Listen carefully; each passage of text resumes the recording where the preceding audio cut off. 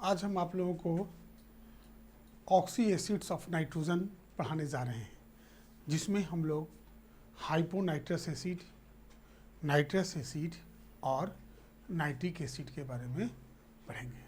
इसके बाद जो डिटेल्ड स्टडी करना है वो क्या है, नाइट्रिक एसिड। नाइट्रिक एसिड का हम लोग पढ़ेंगे कि उसका फिजिकल प्रॉपर्टीज़ क्या होता है, मेथड ऑफ प्रिपरेशन क्या होता है, केमिकल प्रॉपर्टीज़ क्या होता है, उसका यूजेज क्या है। सबसे बड़ा इसका इम्पोर्टेंस होता है कि लेबोरेटरी में इसको हम लोग इस्तेमाल करते हैं। अब हम लोग स्टार्ट करें कि ऑक्सी एसिड ऑफ नाइट्रोजन कौन कौन से होते हैं। तो ये तीन होते हैं।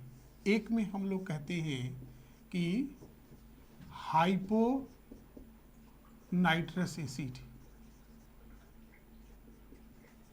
दूसरा जो होगा नाइट्रस एसिड, और तीसरा जो होगा वो नाइट्रिक एसिड होगा। सबसे पहले हम लोग देख लें हाइपो नाइट्रस एसिड। हाइपो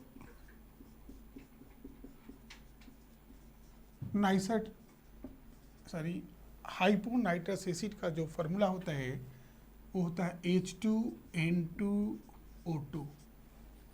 इसी को हम लोग कहते हैं हाइपो नाइट्रस एसिड। इसका स्ट्रक्चर थोड़ा सा हम लोग देख लें क्या होता है।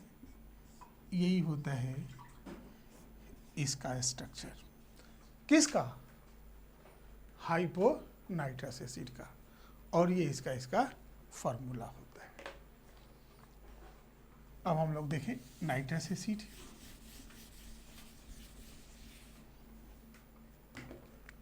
सेकेंड में नाइट्रस एसिड।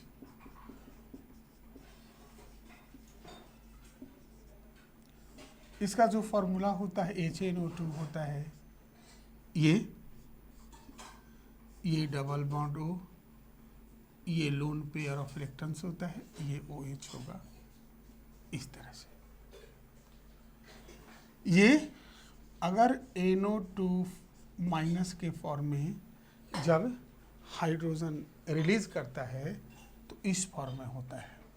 तो इसका जो रेजोनेटिंग स्ट्रक्चर होता है ये हम लोग देख लें, O माइनस, ये लोन पेयर तो रहेगा ही, और फिर क्या होता है N double bond O minus. यही होता है ये NO2 माइनस आयन का रेजोनेटिंग स्ट्रक्चर होता है। ये दोनों जो बॉन्ड लेंथ होता है इसका बराबर होता है।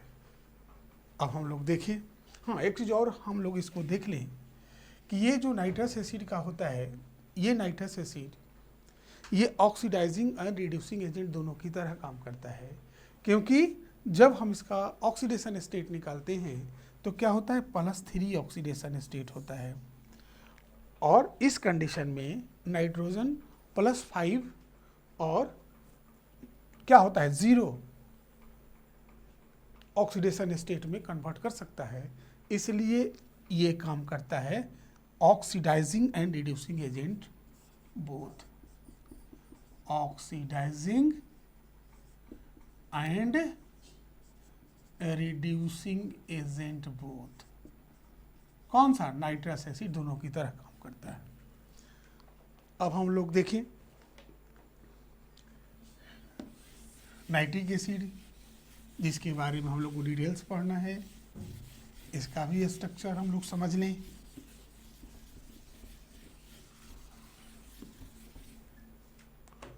नाइट्रिक एसिड का जो फॉर्मूला होता है, नाइट्रिक एसिड का जो फॉर्मूला होता है वो होगा HNO3।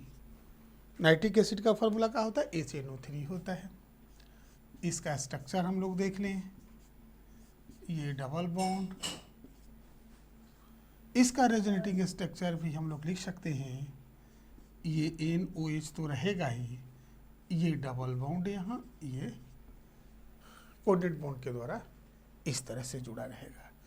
अगर 3 माइनस के रूप में अगर रहे तो तो हम लोग इसका रेजोनेटिंग स्ट्रक्चर किस तरह से लिखेंगे, O माइनस हो गया, ये डबल बॉन्ड, फिर हम लोग क्या देखेंगे, N, ये लोन पेयर हो गया, इस ऑक्सीजन पर माइनस नेगेटिव चार्ज, ये डबल बॉन्ड हो गया। फिर हम लोग क्या देख सकते हैं, ये जो डबल बॉन्ड है इसके पास था, ये क्या हो गया, जब हम लोग देख लें ये ऑक्सीजन और ये नेगेटिव चार्ज और ये लोन पेयर ऑफ ये कोऑर्डिनेट बॉन्ड के द्वारा जुड़ गया। इस तरह से इसका डिफरेंट रेजोनेटिंग स्ट्रक्चर होता है। मतलब नाइट्रोजन ऑक्सीजन डबल बॉन्ड से जुड़ा हुआ है, इस कंडीशन में इस ऑक्सीजन पर नेगेटिव चार्ज है और ये ऑक्सीजन जो कोऑर्डिनेट बॉन्ड के द्वारा जुड़ा हुआ है। फिर हम लोग देखें कि नाइट्रोजन यहाँ डबल बॉन्ड से जुड़ा हुआ है, तो नेगेटिव चार्ज इस ऑक्सीजन पर आ गया, कोऑर्डिनेट बॉन्ड इसके साथ आ गया। अब है क्या हुआ, ये डबल बॉन्ड ये ऑक्सीजन के साथ जुड़ गया, तो O पर नेगेटिव चार्ज और ये ऑक्सीजन कोऑर्डिनेट बॉन्ड के द्वारा जुड़ गया। इस तरह से हम लोग देखते हैं कि NO3 माइनस का इस तरह का रेजोनेटिंग स्ट्रक्चर होता है। इसका भी बॉन्ड लेंथ का होता है, तीनों आपस में बराबर होता है। अगर हम पूछें कि इसमें किस तरह का हाइब्रिडाइजेशन होता है तो क्या होगा, sp2। कारण क्या है कि ये कोऑर्डिनेट एक बॉन्ड, दो बॉन्ड और ये तीन बॉन्ड, तो 3 अगर सिग्मा बॉन्ड है तो नंबर ऑफ हाइब्रिड ऑर्बिटल की संख्या 3 होगी और जो हाइब्रिडाइजेशन होगा वो क्या होगा, sp2। इसका शेप भी क्या होगा, प्लेनर होगा, शेप प्लेनर होगा और बॉन्ड एंगल कितना होगा, 120 डिग्री, बॉन्ड एंगल बराबर 120 डिग्री। यही इसका स्ट्रक्चर है नाइट्रिक एसिड का, और जो नाइट्रेट आयन है उसका ये रेजोनेटिंग स्ट्रक्चर है। अब हम लोग आगे बढ़ें कि किस तरह से नाइट्रिक एसिड का प्रिपरेशन हम लोग करते हैं।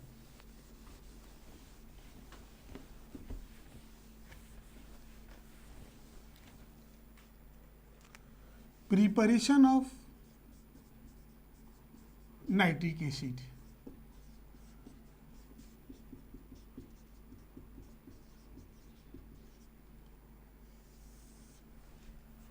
सबसे पहले हम लोग किस तरह से लाइव प्रोसेस के द्वारा, मतलब कम स्केल में अगर प्राप्त करना होगा नाइट्रिक एसिड को, तो तैयार करते हैं लाइव प्रोसेस।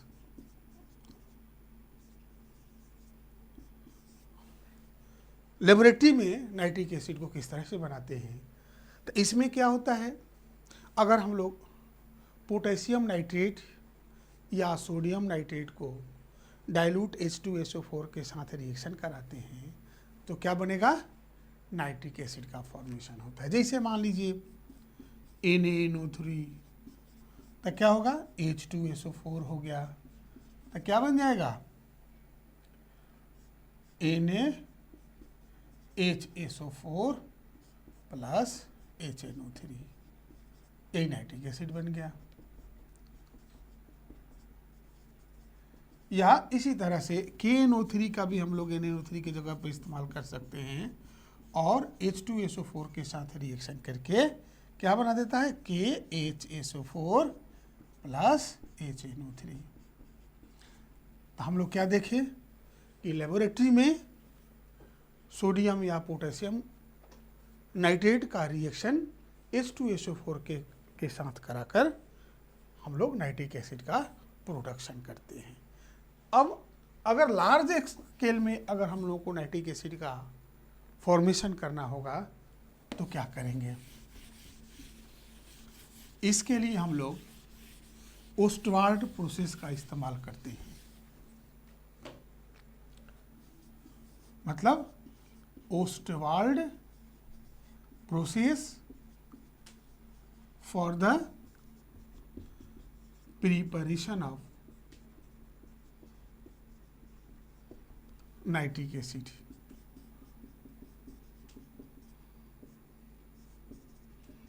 ये क्या होता है, अमोनिया को जब हम लोग एयर के साथ रिएक्शन कराते हैं एट डेफिनेट टेम्परेचर और प्रेशर और in the presence of catalyst, तो क्या होगा, क्या बनता है, नाइट्रिक ऑक्साइड का फॉर्मेशन होता है। वो नाइट्रिक ऑक्साइड ऑक्सीजन के साथ रिएक्शन करके नाइट्रोजन डाइऑक्साइड NO2 का फॉर्मेशन करता है। उस NO2 को हम लोग क्या करते हैं, H2O में डिजोल्व कराकर नाइट्रिक एसिड का फॉर्मेशन करते हैं। तो अब देख लीजिए, इसके द्वारा भी देख लीजिए कि लार्ज स्केल पर नाइट्रिक एसिड का फॉर्मेशन होता है। तो हम लोग क्या करेंगे, पहले देख लेंगे, NH3 प्लस O2, तो हमारा क्या बनेगा, NO प्लस H2, इसमें 4, इसमें 5, तो E भी होगा 4, E होगा 6। अब एक चीज़ और हम लोग देख लें कि ये जो रिएक्शन होता है एक्सोथर्मिक रिएक्शन होता है, तो इसलिए हम लोग एक डेफिनिट टेम्परेचर का ही इस्तेमाल कर सकते हैं, क्योंकि अगर उससे ज़्यादा टेम्परेचर अगर अप्लाई करते हैं तो ये डिकम्पोज, ये आपस में कंबाइन करके पुनः क्या होगा, इसका फॉर्मेशन मतलब बैक रिएक्शन स्टार्ट हो जाएगा। अगर इक्विलिब्रियम में रहेगा तो हम लोग क्या देखते हैं कि जो टेम्परेचर होगा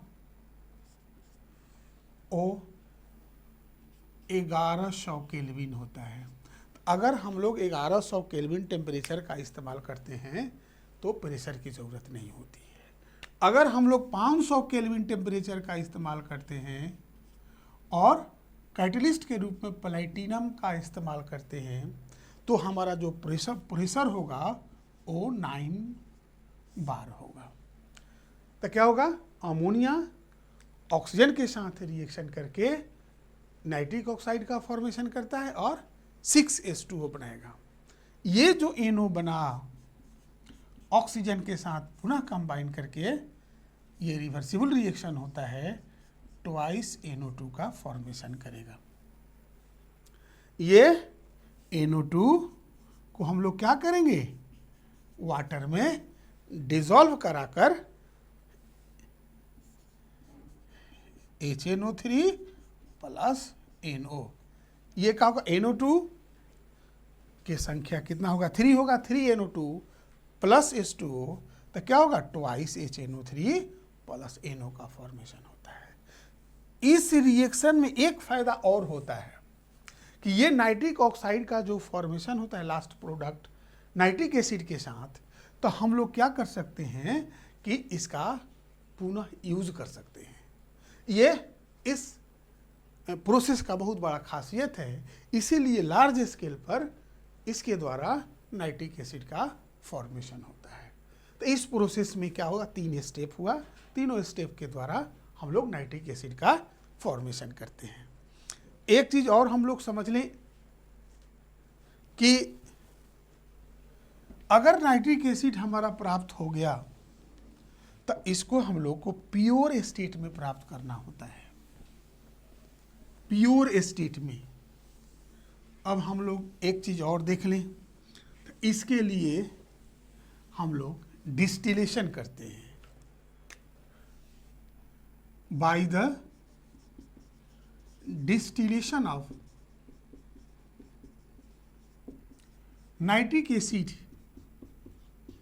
क्या होगा, 68%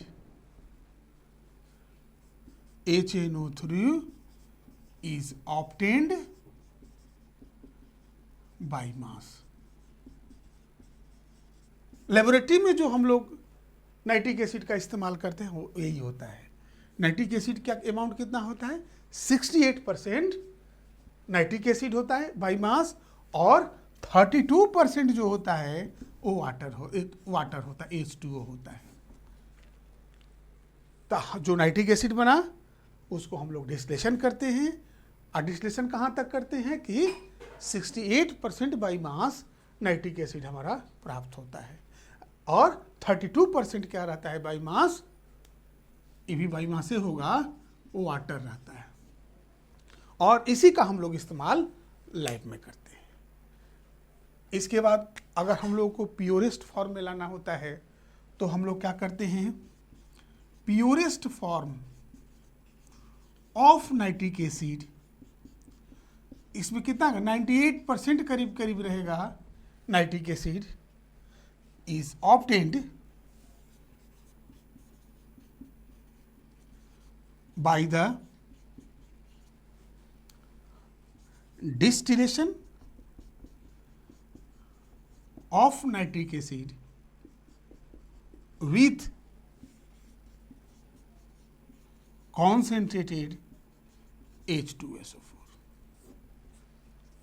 यही होता है नाइट्रिक एसिड का प्रिपरेशन। अब हम लोग देखें कि इसका फिजिकल प्रॉपर्टीज क्या होता है नाइट्रिक एसिड का।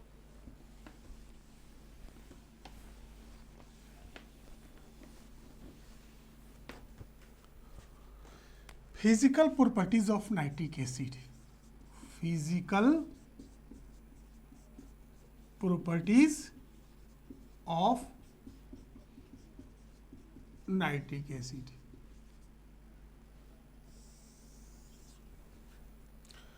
ये क्या होता है प्योर फॉर्म में,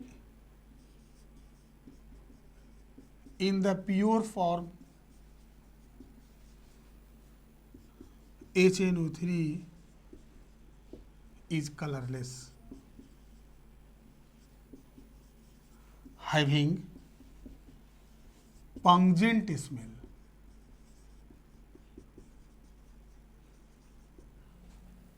प्योर जो नाइट्रिक एसिड होता है वो क्या होता है, कलरलेस होता है और इसके पास क्या होता है, पंजेंट स्मेल होता है। सेकेंड में हम लोग क्या देखते हैं कि लैब में जो हम लोग HNO3 को रखते हैं वो क्या होता है 68% HNO3 by mass and 32% H2O by mass, यही रहता है मिला हुआ।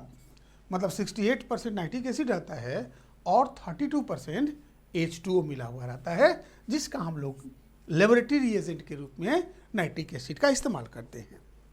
थर्ड में एक होता है fuming nitric acid. Fuming nitric acid किसको कहते हैं, फ्यूमिंग नाइट्रिक एसिड कहते हैं ये जो pure form of nitric acid having NO2 gas in dissolved state। इसका कलर कैसा होता है, येलो। इसी को हम लोग कहते हैं फ्यूमिंग नाइट्रिक एसिड। तो फ्यूमिंग नाइट्रिक एसिड में क्या होगा, नाइट्रिक एसिड तो प्योर रहेगा ही, इसमें क्या होता है नाइट्रोजन की ऑक्साइड NO2 डिजॉल्व्ड होता है, जो हम लोग देखते हैं कि बराबर निकलता रहता है उसे, उसके जब कैप को हटाते हैं तो, लेकिन उसका कलर कैसा होता है, येलो कलर होता है। तो इस तरह से हम लोग देख लिए कि फ्यूमिंग नाइट्रिक एसिड क्या होता है। लेबोरेटरी में जिस नाइट्रिक एसिड का इस्तेमाल करते हैं उसका परसेंटेज मास क्या होता है और उसका कलर कैसा होता है और इसका स्मेल कैसा होता है।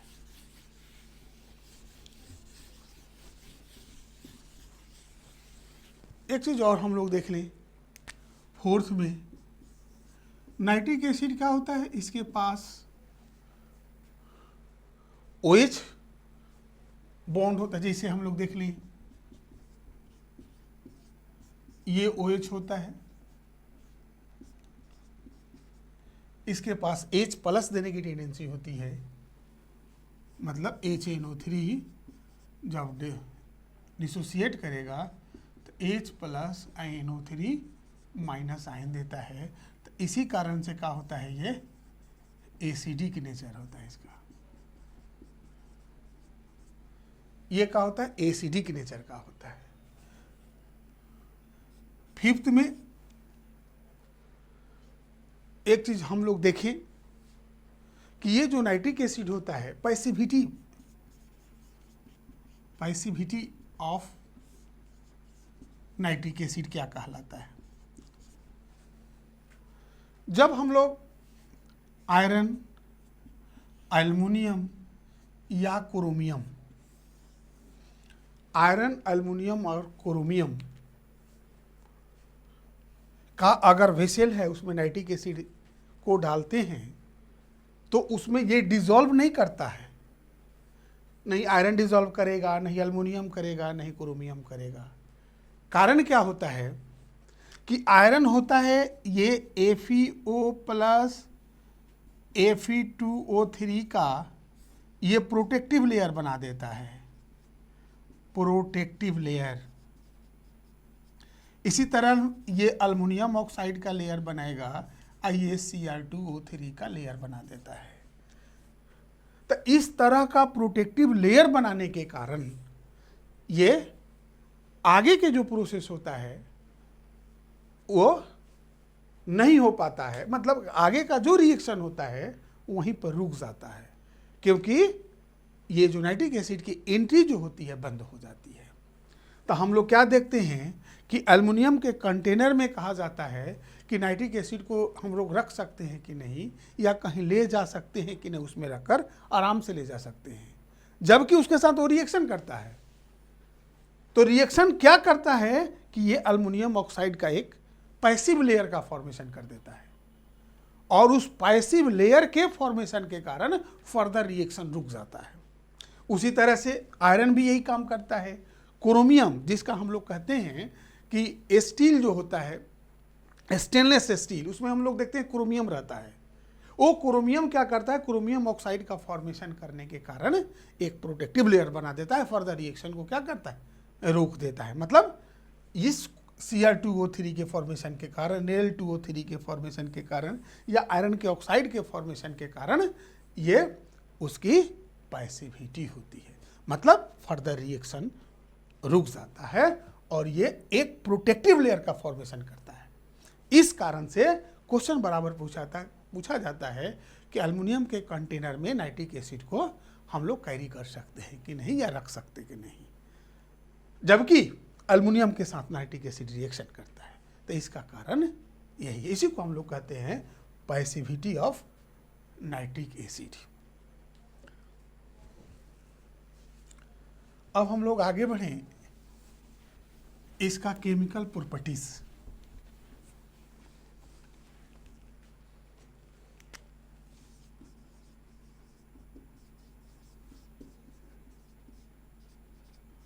Chemical properties of nitric acid.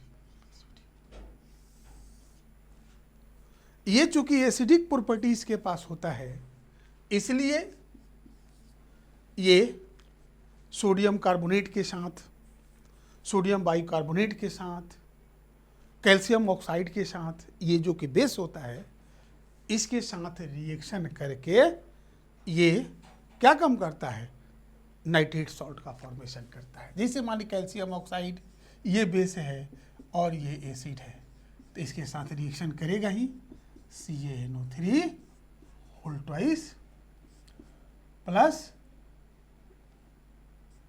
H2O का फॉर्मेशन करता है। CaNO3 whole twice plus H2O का फॉर्मेशन करता है।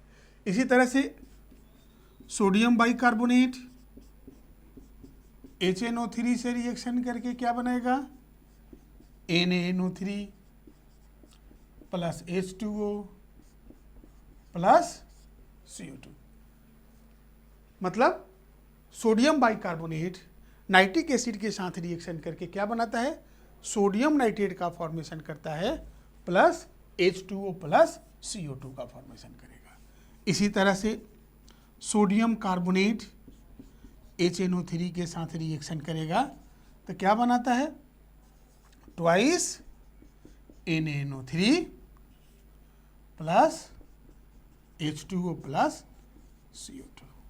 इस तरह से हम लोग क्या देखे कि कैल्शियम ऑक्साइड, सोडियम बाइकार्बोनेट और सोडियम कार्बोनेट के साथ नाइट्रिक एसिड रिएक्शन करके कॉरेस्पॉन्डिंग नाइट्रेट का फॉर्मेशन करता है। अब आगे बढ़ते हैं हम लोग।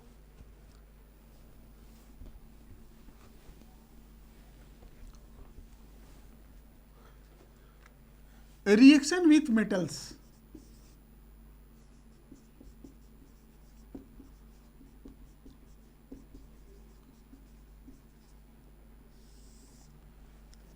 रिएक्शन विथ मेटल्स मतलब ये मेटल के साथ नाइट्रिक एसिड डिफरेंट कंडीशन में रिएक्शन करता है और डिफरेंट टाइप के प्रोडक्ट का फॉर्मेशन करता है।